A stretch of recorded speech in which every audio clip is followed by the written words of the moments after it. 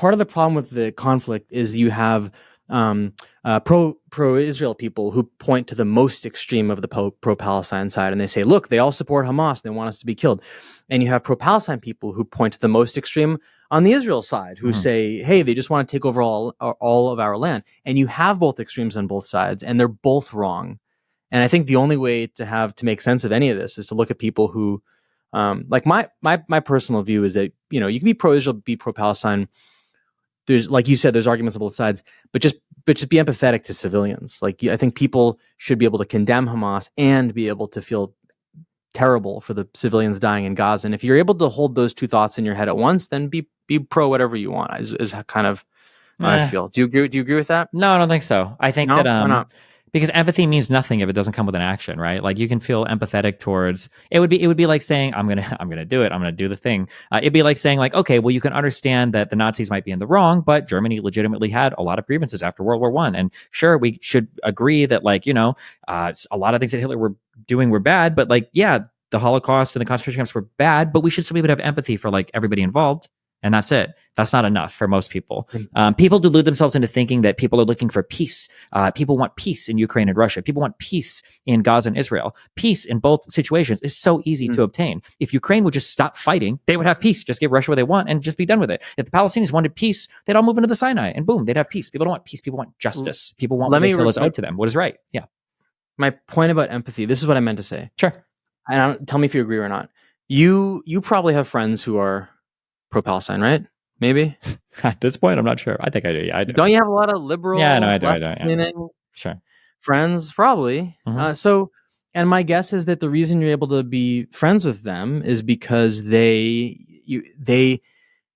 your pro-Palestinian friends are not the ones who are cheering on Hamas. They're the ones who are condemning Hamas and have empathy for the Israeli civilians who've been killed. And so therefore you can respect their view, just like you could respect a Republican's view. I'm just saying, like, I feel like the bare minimum for respecting someone's view is if they empathize with the suffering that your side is enduring. Sure, you can have that, but like Destiny could have a friend who's pro-Trump, as long as he understands the grievances that women deal with who can't get abortion, and he has some other explanation, right? I mean, I guess it just doesn't mean I don't care much about the empathy. Like, let's say you've got a guy who's like, he's really empathetic towards like the pain that Black people experienced during slavery, but he's like still pro-slavery. It's like, okay, well, your empathy doesn't mean much to me. If you have a pro-Palestinian guy who is very adamantly Palestinian, who might have lost several, family members in Gaza, and you're like, listen, like, Israel should continue to, prosecute this war the way they have been. I think it's okay for them to do it, but I feel bad for your loss. Like, that guy doesn't care that you feel bad for his loss. Do you feel, sorry to ask this, do you feel bad for the Gazan civilians who've died in Gaza? Yeah. I mean, I feel bad for civilians that are caught up in war. That's always a shitty thing. There you go. But they don't, but why, but who cares? If it reminds me of like when I'd work in fast food, and sometimes like during big rushes, like management or people would come in and they'd like, thank you so hard for your work. It's like, I don't care. Pay me more. I don't care if you're thanking me. Why do I care? Who cares is everything, because we can have different views, but the only way that we can respect each other is if we have empathy. I mean, not to get sappy, but like let me put it this way: the pro-Israelis who you've debated against, like the IDF guy, your beef with him fundamentally is that he doesn't give a shit about Palestinians, right? That's your beef with him. You're like, dude, I don't think so. I think my beef is probably who was this? Which person? The guy, what is it? Simcha Rahman or whatever. Yeah. No, I don't care if he cares about Palestinians or not. He could hate Palestinians for all I care. My issue with him is he has really bad policy positions, and he is leading Israel into destruction, off a cliff. I don't care if he hates or likes Palestinians. His policy positions are really bad, and the direction that he's driving the car is really bad. Wouldn't you have a problem with a pro-Israel person who says, "Yeah, I don't care about people who are dying in Gaza. It's their fault. They support Hamas. They whatever. War is war." Like, wouldn't that be problematic to say, like, to think that way? It could be. It could downstream have problems. But if you're a Palestinian, you live in Gaza, and you have the compassionate right-wing Israeli who feels really bad about what's happening in Palestine, but will always support the administration, versus an incredibly like orthodox, like hardline fucking Jew who's like, listen, we need to just get out of all the territories, right? This is what Sharon wanted to do, but he had a fucking stroke, right? We're going to leave the West Bank, and we're going to pull out of the Gaza Strip. We're leaving everything, right? You probably want the guy who hates the Arabs more, who wants to just leave, than the guy who's like, I have a lot of compassion. That's not how it works. Our thoughts drive our actions. right? Like a I normal, mean, rational person. no, I agree with what you're saying generally, our thoughts, forever actions, but there's a policy disconnect sometimes that's very frustrating. And I'm sure here I'm empathizing with Palestinians. I'm sure Palestinians are really tired of hearing from compassionate people that support the war about how sad they feel about the suffering. They're probably like, listen, if you feel bad about this, then change your policy position. I don't need your sympathy. I need your votes for a different administration, would be my guess. But I think that the right wing actions being taken by Israel to take over areas in the West Bank, and I think you agree with this. Mhm. I think the mentality that drives the IDF for Israel to continue taking settlements in the West Bank or being kind of not like being willing to continue the war in Gaza, what's driving that is a lack of empathy for Palestinians. I think if they had more empathy for Palestinians, they'd be less likely to do those things, because how we feel about people drives what we do, right? Maybe. I don't think so, though. No, I don't You don't think think so. so? No, I don't think so. Do you think that the fact that a lot of Israeli leaders have said comments like just dehumanizing the Palestinians, you don't think that's related to their actions? I think it plays a part. I don't know if it would be the major thing, and I don't know if it would be the thing I would try to change them. Maybe I would, because it's like the easiest thing to change is how people feel It about it. has to be. It has to be. If you get leaders of Yoav Gallant said, "We are fighting." This is quote: "We are fighting human animals. We must act accordingly." Later, Naftali Bennett said, "We are fighting Nazis." Netanyahu said, "Remember when Amalek has done to you." Blah blah blah. They call them human animals. Like that rhetoric. You see that rhetoric, and you Mhm. see what's going on, and you say, I wonder if there's a connection. They're calling them human animals, and then they're treating them like human animals. Maybe they're acting based on how they feel towards them. I mean, like I'm sure there's a connection.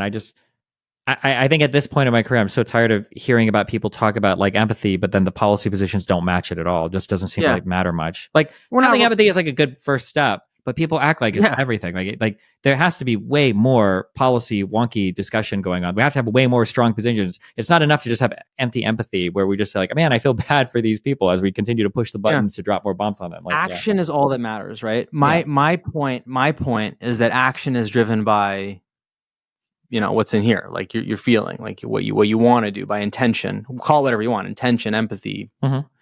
Use whatever noun, but the point is that if there's not a respect, if they don't see the other side as being human, they're not going to treat them as human. Sure. Right? You just got to be careful how hard you yank that empathy chain, because emotions can take you to really scary places, right? Like I the don't think it's emotions scary that to say have empathy. Just view Palestinians as humans. That's a good start. sure it can be, but like remember empathy is what leads countries to do insane things in the first place, right? Fear responses are conditioned a lot sometimes off of the empathy that we have for our fellow human beings. The empathy that we felt for people jumping out of towers on 9/11 is what got us into war in the Middle East with Iraq and Afghanistan. And the empathy that Israel's felt for their fellow countrymen on October 7th and the videos they saw there probably drove a lot of the national sentiment towards the current war in Gaza. I think it's good to view people as people. Like you should have some level of empathy, but like this is like step one of like a 100-step process towards like actually effecting some kind of real change, I think. Yeah. So I think it's pragmatically of utmost importance. And here's an example. The reason why the world, like a huge part of the world, condemns Israel right now is not because of data points. It's because they're like, holy shit, Israel just killed 40,000 fucking Palestinians and they've destroyed 80% of Gaza. That's horrible. And they're not crunching numbers. They're having the world, like France, all these countries are having an emotional reaction to what Israel is doing. And that emotional reaction is in a very real terms, hurting Israel. So therefore, it matters. Like you might not want it to matter, but it does. Like how the impact that Israel has in the world hurts Israel's security. I mean, doesn't matter. So let's look at the international. Who do you think there's more empathy for right now? Palestinians getting bombed or the victims of October 7th? the former, the Palestinians getting bombed, right? How? Because there's way more, as there should be. There's way more. But how is that helping them? How has it helped them? So one way it's helped them is that now there's a lot of pressure on Israel to have a ceasefire. Maybe if there wasn't pressure, what? Where's the ceasefire at? Maybe if there wasn't the pressure, Israel would have killed 100,000 Palestinians by now. Maybe they would have, but Actually, I think that's a reasonable claim. I think they're being less aggressive than they would be if it weren't for the world condemning them. possibly, maybe it might help a little bit, but it doesn't seem like it's causing like any major shift. Like Israel is persecuting their war in the way that they wanted to. They're looking for Hamas, and as soon as they're going to continue it until they feel like they've finished their mission, basically, right?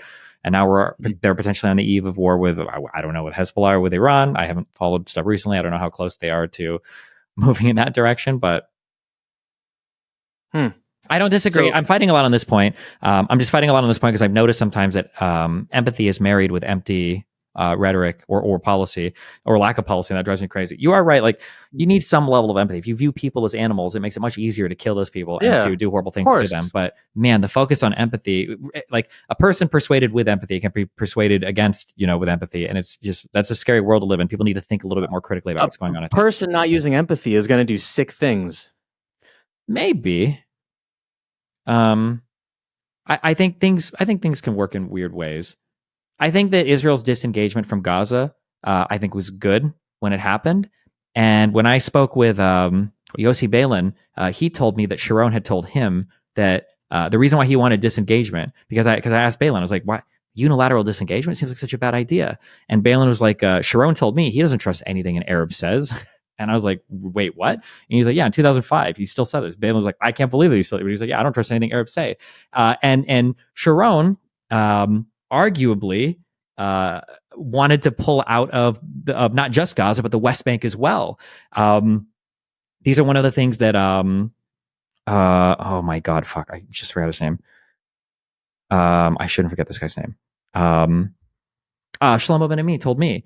He said that the real tragedy was Sharon dying of a stroke. It wasn't actually the assassination of Rabin. It was Sharon dying of a stroke, because if Rabin would have survived and continued living, he would have ran into all the same problems we have today, probably. But if Sharon would have stayed alive, Sharon probably would have actually done full disengagement of the West Bank. There were some settlements that were destroyed, and Sharon didn't trust Arabs at all. So there's just like, I agree with you in the general, but I think too much focus sometimes goes on to like this empathy point, and more needs to be focused on like, what is the actual policy that's going to solve this problem, instead of the kumbayas and the nice tweets. Not that that's all you're suggesting we do, but yeah. Listen, virtue signaling is bullshit for sure. But don't you agree that a fundamental part of the Israel-Palestine conflict is that Israelis don't respect Palestinians and vice versa? They're in this, there's this perpetual state of fighting, because it seems like a lot of Israelis don't respect Palestinians, and maybe vice versa. Yeah, but I think a lot of that comes from the lack of shared history. I think there's a factual origination. If you're a Palestinian and you think that Israelis came here as British, dogs, basically, they were sent here as imperialists to take over your land, and then they Nakba'd you once, and then they took over all your shit in 1967, and then all they've done is denied you a government, denied you representation, cooed your government, set up a puppet government, the PA, with these puppet leaders. Like, yeah, well, why the fuck would you expect an Israeli? Like, I think we're saying the same thing. Maybe, but like when you talk about Palestinian, you say like, have some empathy for the Israelis. Like, why the fuck would I have empathy for any of these people? Look at the history. Because if they understand their history, like you're saying, they need to have a shared sense of history. I think that's kind of what I'm saying, like empathy, understanding the perspective of Israelis. You're saying have a shared understanding of history.